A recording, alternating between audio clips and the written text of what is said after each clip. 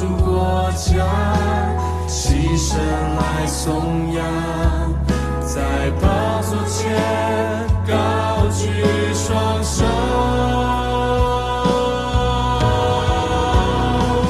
从这代到那代，万民不停颂赞，从地极到地极，万民焕然献祭，从列国到列邦，既尊崇你为王，高唱哈利路亚，齐敬拜弥赛亚。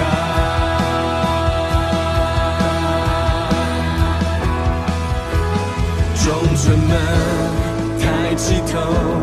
荣耀君王将要进来，幕后的荣耀大过先前的。众臣们抬起头，荣耀君王将要进来，万国敬拜如众水的声音。众臣们抬起头，荣耀君王将要进来，幕后的荣耀大过先前的。众臣们抬起头，荣耀君王将要进来，万国敬拜如众。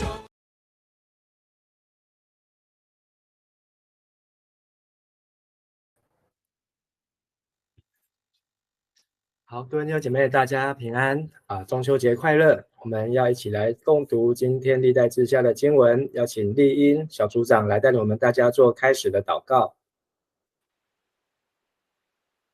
亲爱的天父，感谢你让我们在中秋的夜晚能够一起圣经共读，聆听神的话语，藉由陈牧师的解说，帮助我们在读神的话语上有更多的得着，也让神的话语成为我们每天的帮助。我们这样祷告感谢，都是奉耶稣的名，阿们。阿们。好，那我们昨天讲到历代志下的第34章，讲到约西亚王。那约西亚王他名字的意思就是耶和华所医治的，是上帝所医治的。而约西亚王也是南国的最后一位好王。那他很年轻，8岁的时候就当王。那只比约阿施大1岁，约阿施是7岁的时候就被立为王。而约西亚王登基的时候呢，他就立志要寻求像他的祖先大卫一样来讨上帝的喜悦。虽然他可能还没有熟读律法书，但是他能够不效法他的父亲，不效法他的祖父马拿西和约亚门王的这些上帝眼中看为恶的事情，所以很可能是来自于约西亚他的妈妈跟他的外公对他所带来的正面的影响。而且他在他当王的时候有3波的复兴。那第一波复兴就是来拆毁这一些的偶像，从南国一直到北国，甚至来应验了昨天讲说180年是250年前列王纪上13章第2节一位不知名的神人的预言，就是在耶罗波安北国的第一个王的时代，上帝就预告将近250年后约西亚要诞生，而且他要来砍断这些的偶像，特别是来对付这个祭坛。那约西亚的第2波复兴呢，就是对，是第2波，就是拆除偶像。第3波就是他在26岁的时候呢，他去整修圣殿，并且还把奉献带进圣殿当中，发现圣殿当中藏有律法书，所以他请人读了之后呢，他就撕裂衣服，终于知道为什么他们的国家受到上帝这样的对待还有审判。那他还特别去请了一个女先知布勒大来回应。所以呢昨天这个女先知布勒大的回应就是讲到约西亚王他是一个心柔软就是愿意顺服，因为他听到上帝的话，他的心就软化，就顺服。所以上帝应许让约西亚是能够平安，而不会在他的年代当中遇到这个上帝对马拿西的预告，就是这个耶路撒冷国南国要毁坏要倾覆但是耶利米已经在约西亚王的时代他就已经服侍。所以我们大概看一下耶利米先知因为我们在3天就读完了这个历代志，然后我们就要来读耶利米。耶利米是在约西亚王的年代就开始来服侍，大概在主前的620多年。那他一直服侍到约西亚的儿子约哈斯、约雅敬，然后约雅金，又回到约西亚的儿子西底家。那总共历时了这5个王42年，甚至从耶利米书我们可以看到这个耶利米还被掳到埃及去那在约西亚他做王的第8年是第一波复兴，8岁登基，第8年第一波复兴，12年洁净犹大圣殿，第18年修殿的时候发现律法书。那在第2波跟第3波的复兴当中，耶利米就已经开始服侍，但是因为耶利米还有西番雅另外一位先知是西番雅也是在这个时期，但是因为他们人可能没有在耶路撒冷的现场，以至于约西亚王去问了女先知户勒大。那这个耶利米的预言呢很清楚，就是有这个被掳70年，70年满了之后才就要归回，所以是从哪一年开始算呢？就是第一批被掳主前605年，就是但以理这一批，第2批是597、586。那我们在看耶利米书的时候会看到这3批被掳的记载。那耶利米书的记载方式也很特别，就这5个王跳来跳去，所以大概我们会看到约西亚部分就是在耶利米书的1到6章会看到关于约西亚王的记载。那它的这个部分有点像心电图，就这几个王呢这样来来回回的记载。所以读耶利米书之前呢先读过历代志和列王记是能够最好，而且最后是从约西亚一直到最后结束这5个王能够知道他们的顺序，来读耶利米书的时候呢也比较容易知道它是在哪个时段所发生的。好，那今天我们继续看历代志下35章，约西亚他再一次带领百姓来守节。上一次看到王带领百姓来守节的就是西西家王，西西家王透过守节给百姓带来很大的祝福，7天不够再加7天，虽然他们慢了1个月，但是呢这2次的14天的逾越节当中给百姓带来很大的祝福。而今天经文要呈现就是约西亚在这次守逾越节上面呢还能够再超越西西家就是他的阿昼那个时代的这个逾越节。好，那我们就请这个丽英来带我们读历代志下第35章，请先从第1节来读到第6节。第1节，约西亚王在耶路撒冷守逾越节，遵从上主，在第1月的14日，他们为这节期宰牲畜。王指派祭司们在圣殿中执行任务，鼓励他们忠于职守。他也指示利未人，就是那些献身给上主的以色列教师们说：你们把圣约柜安放在大卫的儿子所罗门王所建造的圣殿里，不必再抬来抬去。现在你们要服侍上主你们的上帝和他的子民以色列。你们要遵照大卫王和他的儿子所罗门王分配给你们的职务，按宗族和班次在圣殿值班。你们自己要分配妥当，使你们当中的一些人可以帮助以色列的每一个家庭。你们要宰逾越节的小羊和山羊，洁净自己，预备生祭，使你们以色列同胞能遵守上主借摩西所吩咐的话。好，谢谢。好，那在昨天的经文当中，因为我们时间比较赶，所以我们把昨天没有讲到几个部分再补充一下，就是列王记也讲23章讲到约西亚王，特别约西亚王在洁净这些的偶像当中，那这是只有在列王记看到，历代志没有的。好，那我这边提一下，就是约西亚他破坏了新嫩子谷的妥斐特，因为这是在献自己的儿女婴儿给这个摩洛神的，所以这就讲出那个使儿女金火，那个摩洛神就是迦南人在拜的。他也移走了犹大诸王拜太阳所献上的马匹，烧毁了膜拜用的马车，这也是在历代志下没有的。而这些马匹马车本来是放在圣殿院子，靠至殿门，大城的住家不远。还有呢，他的祖先亚哈斯王屋顶上建造了祭坛，还有他的阿公马拿西王在圣殿2个院子的中间安置的祭坛，都被这个约西亚王给拆除了，甚至把祭坛打碎丢在吉伦西谷啊。好，那再来13节更重要，约西亚污秽了所罗门王铸造的丘上神庙啊，他这个把这个200多年前好这个大卫的儿子所罗门的这些年老拜偶像的这些神庙，通通都把它污秽，污秽就是把它糟蹋，好让他不能够再拜神所用。好，然后呢，好也把这些的西顿女神雅斯他路、摩押神基抹、亚门神米勒公，好这些各个国家的神明，好都是所罗门那时候娶了各国的女子带进来的，而且这些神明都有名字哦，所以这个是在今天作为补充，好是在约西亚王第2波复兴的时候，那约西亚王呢，好那他在这个圣殿看了律法书，好他知道了好要守节。好，所以可能他没有人教导他，但是他守节呢，所以他就知道要定这个时间是在犹太历的正月14日。好，那在逾越节呢，按照犹太人过节习俗，那这是后来到耶稣的时代，好，他们有4杯酒，好，1、2、3、4，好，那这4杯酒就是代表4旬。好，那第一个就是喝第一杯酒，然后接着是洗手，然后要用苦菜，好，然后再唱要播这个无酵饼，然后要唱诗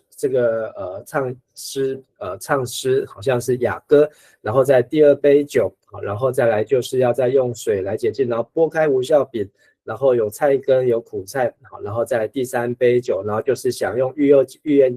越节的宴席。好，然后呢，再来就是再把这个饼要藏起来，好，不能够吃完，要把饼留着，好，那是纪念他们那时候第一次出埃及的时候要带上路，然后在第4杯酒，然后最后再来唱这个赞美诗哦。好，那逾越节他们要烤这个羔羊，好，所以这个 AI 也画了一张图，好，这是在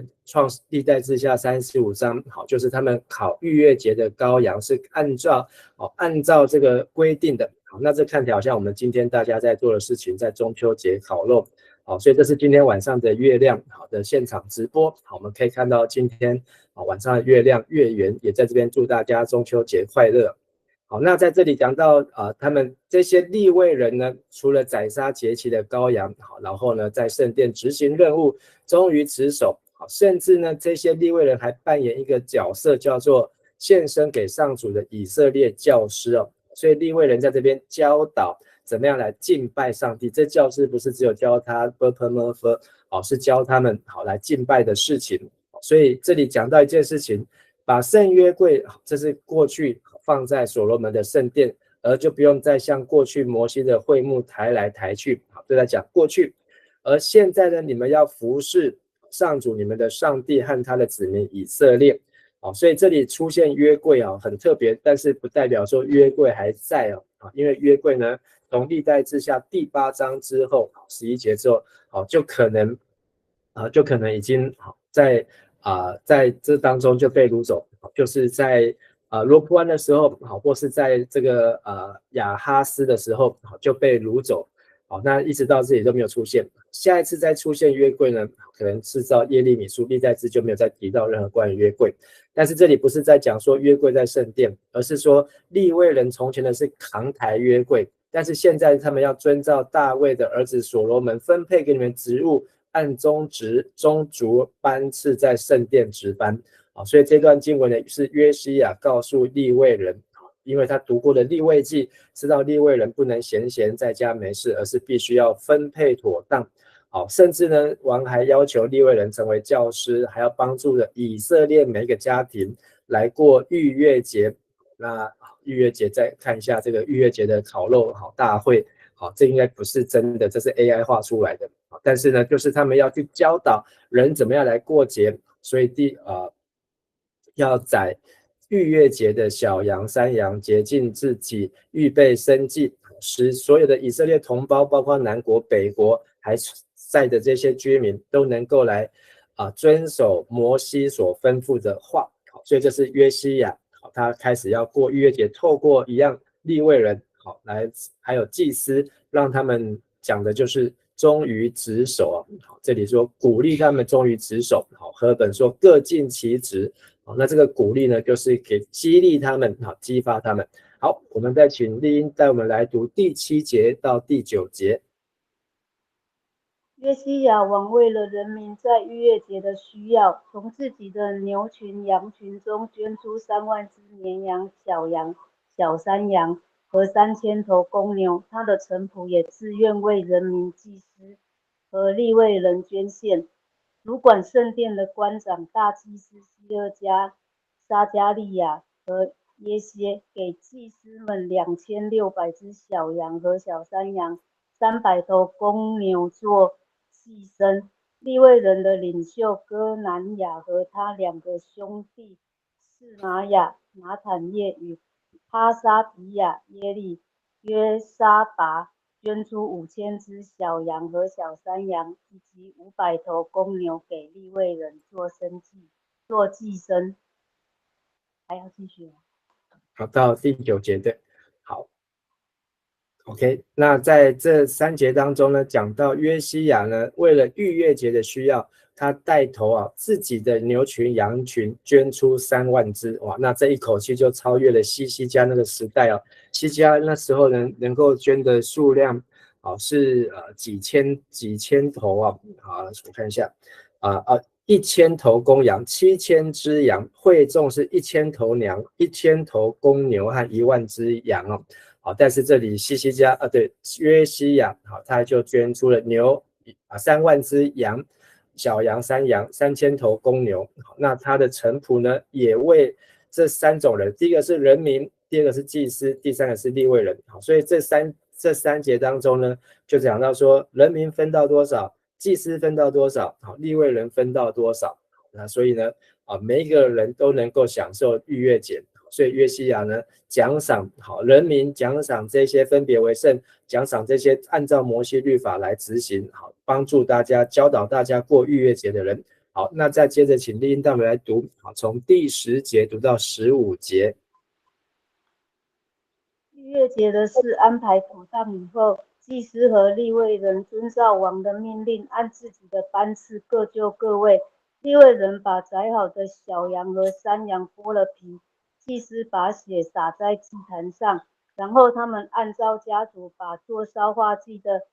牲畜分给人民，使他们能够照着摩西法律的指示献给上主。利未人按照规定在火上烤逾越节的祭牲，又在锅里、壶里、盆里煮祭物，然后迅速地把肉分给人民。做完这事以后，利未人才为自己和亚伦后代的祭司预备肉类，因为祭司烧全身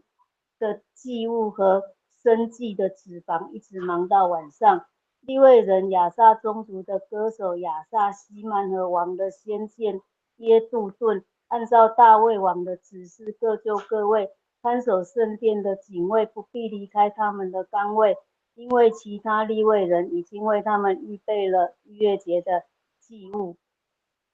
好，谢谢。好，那所以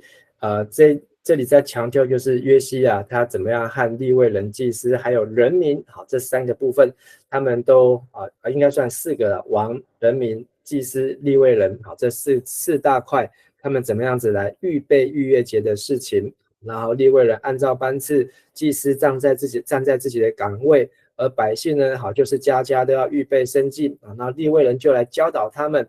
然后这里面就刚刚看到那个图13节，按照规定在火上烤逾越节的生祭是什么呢？好，就是烤羊好，然后呢羊排、羊骨好，而且呢这个骨头不可以折断那这都是上帝在逾越节出埃及的时候所交代的。那还有锅，还有壶，还有盆所以还有这些的祭物，然后再迅速的把肉分给人民好，然后祭司也得到一部分，利未人得到一部分好，那这样子的庆祝过节呢，好，真的很像在中秋节大家在烤肉一样好，但是呢他们就非常的开心，一直忙到晚上，而除了烤肉之外呢，还加上音乐。15节这里讲到了，这些人早就已经不在了，这是亚萨的后裔、希曼的后裔、耶杜顿的后裔，那是在大卫年代。这些都是歌唱，都是那时候大卫训练出来的，就是从利未的3个儿子的宗族呢，训练这3个的领袖，然后让他们的后代继续都能够学习乐器，学习唱歌，学习写诗，学习谱曲，学习能够把王所写的诗能够来唱出来。所以呢，他们一边的庆祝过节，加上音乐，非常的热闹。而因为这样呢，甚至还有看守圣殿的警卫。那这在讲的就是俄别以东的后代也是利未人，他们呢都不用离开他们岗位，因为呢都有人帮他们预备逾越节，所以让他们坚守岗位，每个地方都安排好，所以这整段呢就在讲约西亚在过这逾越节的每个细节环节都有注意，也都安排得很好。好，最后呢16节到19节，再请丽英带我们来读。这样守逾越节以及在祭坛上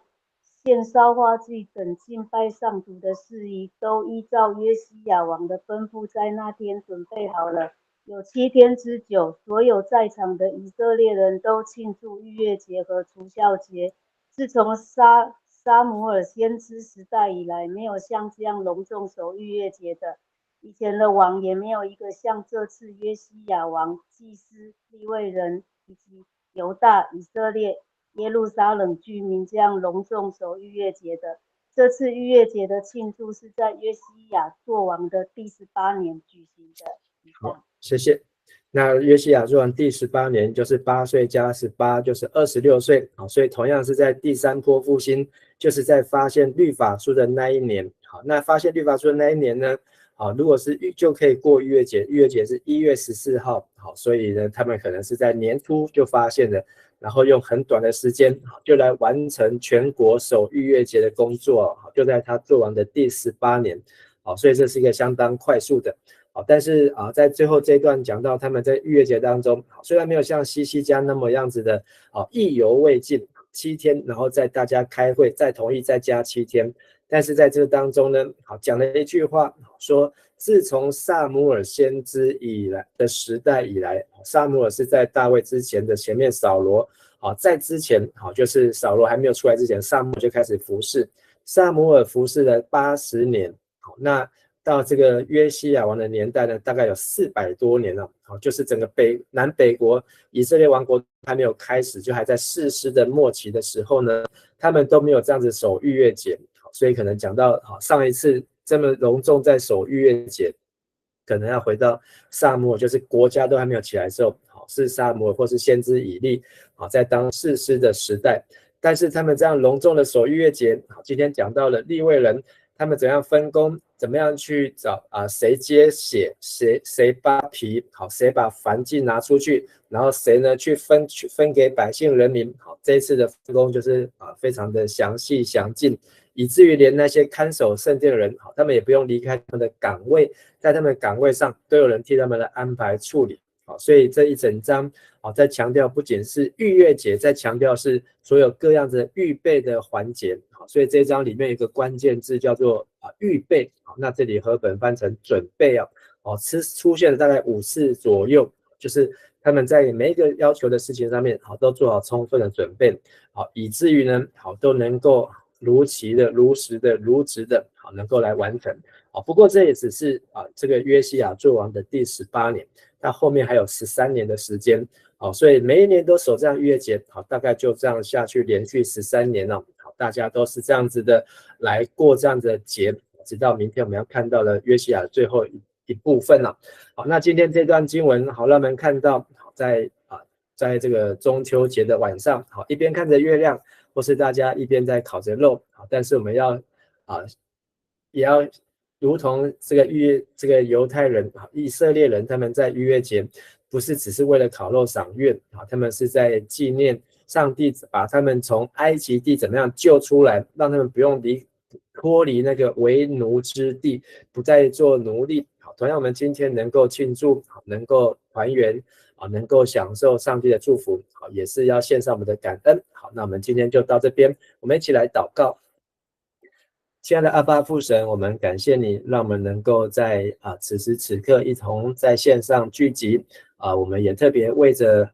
孤单的或是没有人作伴的弟兄姐妹肢体祷告求主也借着你的灵，能够使我们彼此纪念，能够知道没有一个人是落单，因为主耶稣放下99只羊去寻找那只迷失的羊。我们也特别为着在住院当中或是身体欠安或是遭遇忧闷的肢体来代祷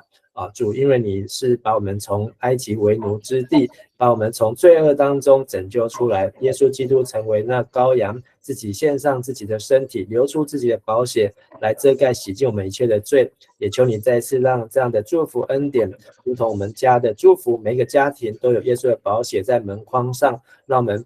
不遇见试探，不进入试探，也让我们不遭遇凶恶，让我们在上帝的恩典当中都有上帝的祝福，也让我们能够遵守乐意来喜爱你的话语。再次赐福在我们的众弟兄姐妹当中，我们这样祷告祈求，奉主耶稣的名，阿们。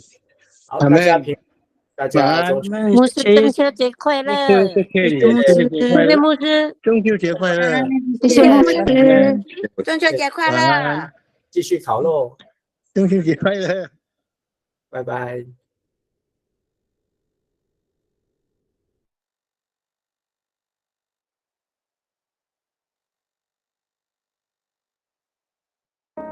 荣耀归给他，不分种族国家，起身来颂扬，在宝座前高举双手，从这代到那代，万民不停颂赞。从地极到地极，万民焕然献祭；从列国到列邦，既尊崇你为王，高唱哈利路亚，齐敬拜弥赛亚。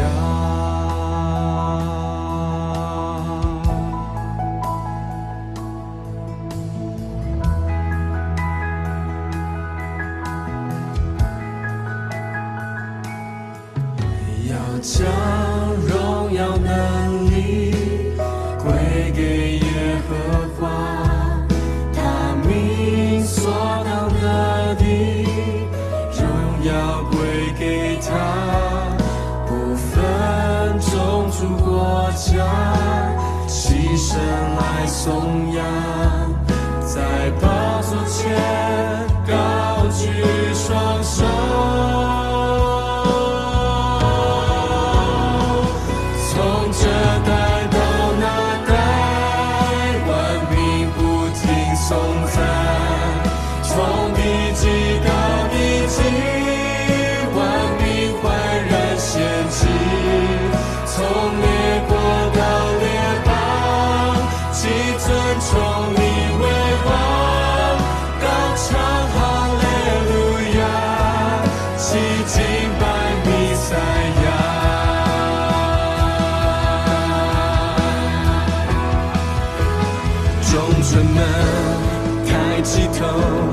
荣耀君王将要进来，幕后的荣耀大过先前的。众臣们抬起头，荣耀君王将要进来，万国敬拜如众水的声音。众臣们抬起头。君王将要进来，幕后的荣耀大过先前的。众臣们抬起头，荣耀君王将要进来，万国敬拜如众水的声音。从这代到那代，万民不停颂赞。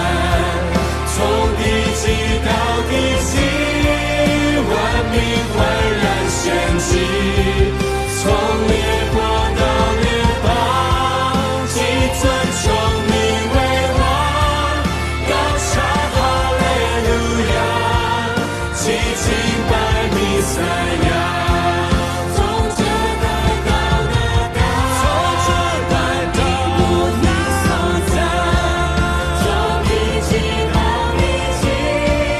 万民欢乐献祭，从列国到列邦，齐尊称你为王，高唱哈利路亚，齐敬拜弥赛亚。